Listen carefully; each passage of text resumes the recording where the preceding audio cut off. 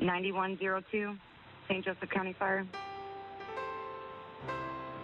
On August 5th, 2014, New Carlisle Fire Department Assistant Chief Jamie Middlebrook answered his final call. While fighting a fire in Kankakee Township, Assistant Chief Middlebrook bravely entered the unknown. Committed and unafraid, Assistant Chief Middlebrook courageously gave his life for his community. New Carlisle Fire Department Assistant Chief Jamie Middlebrook, 9102, has answered his final call. An emotional goodbye to a volunteer firefighter killed in the line of duty. Extremely emotional. Assistant Fire Chief Jamie Middlebrook was laid to rest surrounded by hundreds of firefighters and his family. We begin tonight with Kelly Stopsinski. Kelly, standing room only at that funeral. Jennifer, more than 700 firefighters from our area and hundreds of miles away came to pay respects. Another estimated 150 people who knew and loved Jamie Middlebrook did the same. There's no greater love than to give your life for another. As the guard over his casket changed for the last time, Middlebrook was remembered as a man who followed his passion in life by serving others. He gave his life for the people of New Carlisle, for the people of Indiana, and for the people of this country. His turnout gear and helmet sat on display in front of a packed auditorium of mourners. Several slideshows set to music showed 41-year-old Middlebrook in action, a leader on New Carlisle's fire department, often working side by side with his father, who is also a volunteer fireman. Those pictures also showed Middlebrook described as a devoted husband with his wife, Julie. We stand here with our thoughts and prayers over Jamie. We show him how much we love him, how much we will continue to love him, and how much we will miss him. Indiana will not forget and never fail to be inspired by the courage of Jamie C. Middlebrook. May he rest in peace. Senator Joe Donnelly also thanked Middlebrook's family for their sacrifice and for the Assistant Chief's service.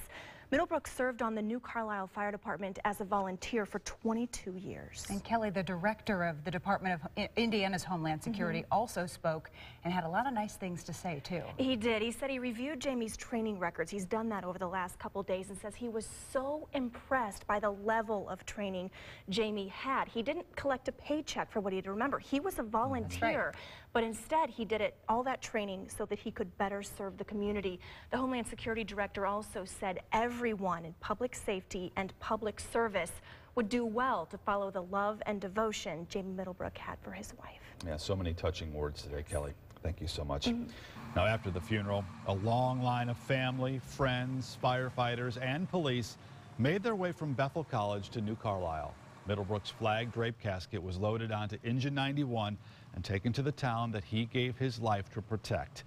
WSBT's Kristen Beam is live in New Carlisle tonight. Kristen, hundreds gathered there to pay their respects. That's right, it was overwhelming. You can see the street behind me is empty now, but a couple hours ago it was packed with people who were crowding here, lining up to wish this hero to rest in peace. Now, people held flags, signs, and their own children, and many cried as the procession made its way through town. More than 160 vehicles led the way. Police, motorcycles, fire trucks, private cars drove in a somber procession. New Carlisle firefighters lined up to salute their fallen brother. Engine 91, carrying the casket, paused at the firehouse for the last call. While the crowd couldn't hear it, their silence spoke volumes. Then the procession drove under the huge garrison flag, also under two crossed aerial ladders toward the cemetery. Those along the route felt the loss of Assistant Chief Jamie Middlebrook. He always had a smile, always a smile, never in a bad mood, and just a really good guy. He wanted to be a fireman, following his father's footsteps. He risked his life doing his duty, and I feel compelled to be out here to show my support. Jamie was a really loved individual in the community. Now, the memorial outside the fire station continues to grow. That, along with the show of support today, just proves that this community here in New Carlisle will never forget Chief Middlebrook. In New Carlisle, I'm Kristen Bean, WSBT Channel 22 News.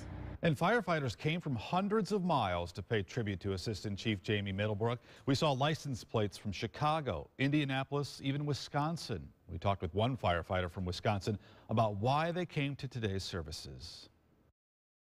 Well, the fire department is a huge brotherhood. We have some friends down in this area, and with recently having an active duty passing one of our members, we wanted to be supportive and come down here for all the brothers and running red trucks just like we do 200 miles away.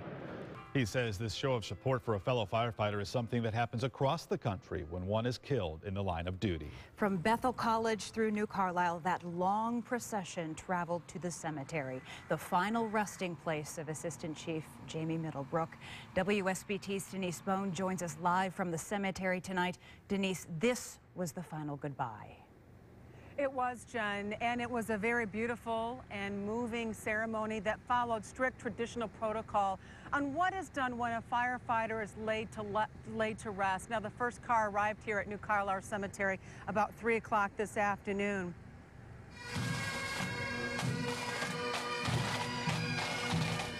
A 40-member bagpipe and drum ensemble made up of firefighters from around the state escorted Fire Engine 91 carrying the body of Jamie Middlebrook into the cemetery. Firefighters from New Carlisle set Middlebrook's casket in its final resting place. That was followed by the ringing of the fire bell 3 times in 3 sequences. That symbolizes that a firefighter has been called home. The crowd of more than 800 was silent as taps was played. Then firefighters folded the flag that draped Middlebrook's casket, while the bagpipers played Amazing Grace. New Carlisle's fire chief gave the flag to Middlebrook's wife and offered her some words of comfort. She then laid her head down on that flag and cried. A few moments later, he gave her Middlebrook's fire helmet. She then proceeded to get up and gave the helmet to Middlebrook's father, who is a retired firefighter, and she gave the flag to Middlebrook's mother. Then the entire family embraced. There's a tremendous amount of healing that will have to take place, but this is something they will strive to reach a new normal. Things will never be the same for them.